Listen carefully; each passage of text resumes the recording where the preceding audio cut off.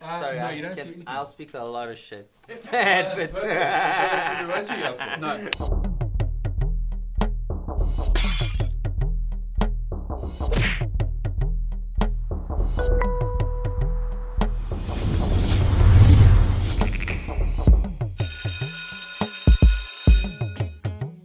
Hello and welcome back to another episode of Chairs and Destes with me, Byron.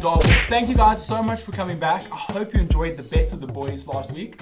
It was meant to be entertaining, like this picture right here of me as a baby. Thank you guys so much. Now, joining us today in studio is another very special guest. Like most of the guests before us, he's got 2 arms and 2 legs. Making his way from Edenvale, from the fancy part of Edenvale, from Darwa Glen. Darwa Glen. Give it up for the one and only Mc Creadie. What's up, Nick? We do some high fives here. Take some COVID. Here we go. I'm good. I'm good with you. Wash your hand because I'm just gonna keep it here. Just keep it there on set. I can't believe you're from Edenvale. It's like a success story. I'm out here shooting the show. I mean, you're out there, you're playing drums for Rubber Duc, you're tearing it on the sax, you're taking technology and music to new heights. What is it in the water in Edenvale that makes you so creative?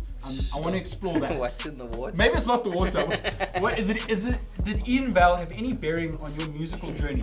That's maybe the best question. Of course, it's my home. It's where I come from.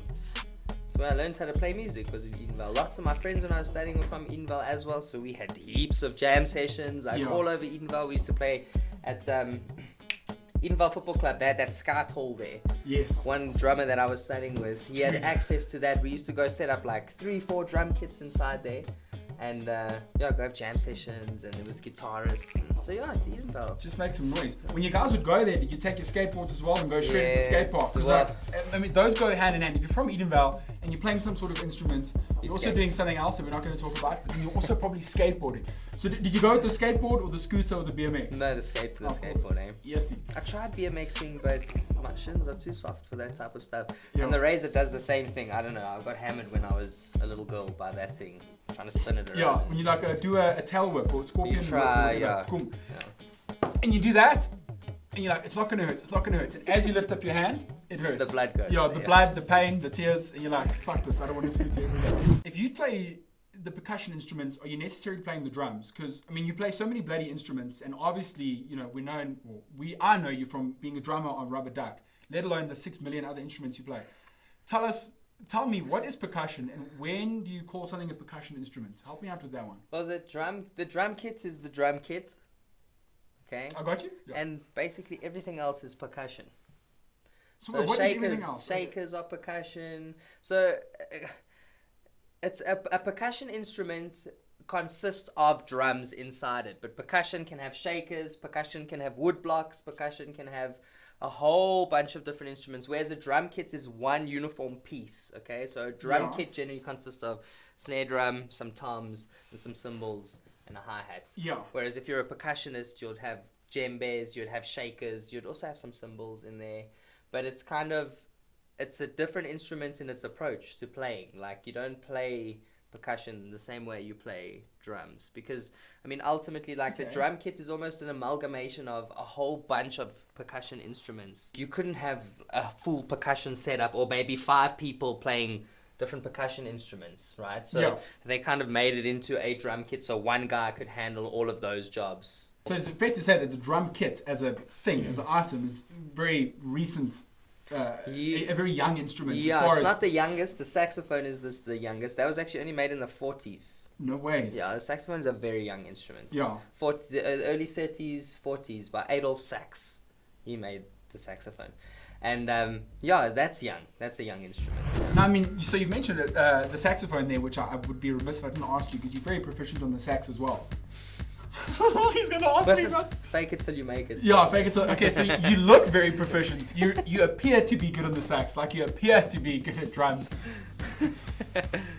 How have you taken the sax, taken percussion, and taken technology? Because I noticed that you're big on the tech as well, and kind of modernizing I don't know if it's modernizing or just fusing it together. Yeah. Tell me a little bit about that relationship of how you took the sax and the drums and the percussion and the tech and what you're doing with it now. Okay, so I've got an HPD. Yeah, that's a. Sorry, what is like that for the people back at home? Hand percussion device. So you can hit. It's like an electronic percussion pad. Yeah. With all these little things, and you can smash them and hit them, and they make different sounds, and you can program it. Jeez, like. Yeah. How that all started? You want to know? Yes. Should we start there? So. It actually started after I was touring. I was playing with a production company. We were doing this is before I could only really play drums at that point. Right. How old were you back then? I was like 20, man. Okay. 20. So I'd finished college, and I was in my honors year, and I got a phone call from my one very good colored friend. His name's Dale. Okay. And shout out Dale. Shout out Dale. We've been working together for ages. We studied together, and he was on tour with a production company in Australia, and they were doing all these big theatre productions. So like Barnyard, but on steroids. Okay. Like really beefed up, big crew, big production, good PA, good lighting, really good. Band members from all over the world. The keyboardist was from Canada. The dancers were from Australia. So they have that Australian budget though, eh? Yes, it's in Australia. It's called Showtime Australia. So I went and toured with them for a couple of years, and we were in Canada, and I was kind of like, I was getting a bit itchy because we were there and we weren't booked for that many shows. We were there for like 30 days, but we only had 8 shows. So I was kind of like, getting a bit itchy with my snowing outside. You can't really go outside, so you get like confined to hotel rooms, which gives you like a lot of introspection at some points. You know what I mean? Because you're like, what's going on? Crazy. And then I left that production company and came back to Joburg. And as a drum kit player, you're always waiting for people to book you for gigs, which is quite a shit position to be in if you're going to be in the music industry. For that phone well, that's ring. kind of what you're doing, you know what I mean? Yeah. So I kind of looked at the market and everything that was happening, and I said, I need to be able to afford myself the ability to book myself a gig. I don't have to wait for whoever, maybe then the last album was shit, or I don't know. Session drummers, they're not booking lots of session. We're never calling Nick again. Well, not me, I'm the artist, of course. Yeah. I'm joking. Of course, you're always in demand. I'm kidding. No, he's not. I'm No, kidding. I am. So yeah, I kind of looked at everything that was happening, and I really liked the DJ route because I could incorporate a little bit of what I had already been a part of. I know I said the drum kit's not part of percussion, but obviously I had experience with it in the run up to this. Yeah. So it was cool because I could bring that with. And then I just started DJing, and then slowly added the saxophone inside it. I bought that off on a whim. The one day I was teaching at Mars Music in Park Meadows, and they had a sax in it. It was like $5,000, and I was like, sure, that's a cheapie. So I bought it. It sucked. That saxophone was because the saxophone. So was that like a shitty brand? It wasn't. Was that like the Daihatsu of saxophones? Yeah. Sorry if you've got a Daihatsu and you're watching this. Similar to. And then it all kind of just was time and practice and figuring out how everything works, learning how to DJ as well, because that's a skill in itself in terms of, being able to choose music and I know it sounds easy, but you walk into a place where there's Indian people, black people, white people. You've got to read the room. Well, you got to know, and you got to know music. Like you got to be able to play R&B. You got to be able to play house music. You got to be able to play hip hop. You got to be able to play. You got to cater for all of. They all listen to different things. There's different ethnic groups there. They There's all different listen preferences to. there. They all listen to different things. So spot on. Yeah. So that was. Yeah. Now we're here. Hectic. Yeah. Now. 10 minutes. Hectic. Yeah. I mean, I was going to ask you this crazy question about something very crazy, but that'll have to wait because we've got to now jump into the quick draw round. Okay. Stay tuned. Hello and welcome to the quick draw round. Nick, are you ready? I'm ready. Do you prefer sonar or tama when it comes to drum kit? Okay, let me finish the fucking question. Who makes better food, the Congolese or the Canadians? The Congolese. What is the best part of Edenvale? Linksfield off-ramp. If you could live without one of the following for the next year, which one would it be? Social media or cigarettes? Social media. Easy. What is the longest word you know? Triskaidekaphobia. And that is? The fear of number 13. Perfect.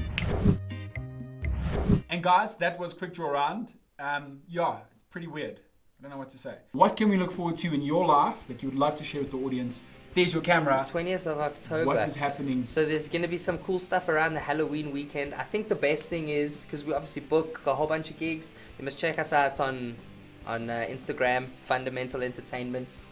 Facebook, Fundamental Entertainment. Or Rubber Duc on either one of those ones. Or you can just follow me on Instagram or Facebook. Instagram is DJ Maestro. Okay. We'll put the spelling here. Yeah. Just show us with your hand where we can put it. Perfect. Halloween's going to be a banger. I know that. I'm playing in Benoni. This side of the world, actually. Yeah, at the Green. where we shoot. At the Greens. Greens. Oh, got our producer here. What is it? Green bar. The Green Bar. There we go. And Benoni Country Club. He knows. Yeah. That's At it. the Green Bar, guys. At in the Benoni. Green Bar in it's Benoni. It's going to be a banger. Yeah, then you can always come check us out at Tiger's Milk. Any of the Tiger's Milks in Joburg, we're basically there all the time playing. Myself and my business partner Stallion, so you can come check out one of the DJ sets or come check out some of the bands that perform there first Saturday of every month. They do something Stunning. something Okay. nice, yeah. But Instagram and Facebook's generally pretty reliable. Remember, it's Mc Creadie, the Irish way, MC, not Mac. Yeah. It's not Mike Creadie, it's Mc Mc Creadie. Sorry for the bad Creadie. accent. Mc Creadie, I'm from Ireland. Thank you guys so much, and with that said, please go ahead and subscribe. We will see you next week for another wonderful episode of Chairs and Death Stairs. Goodbye.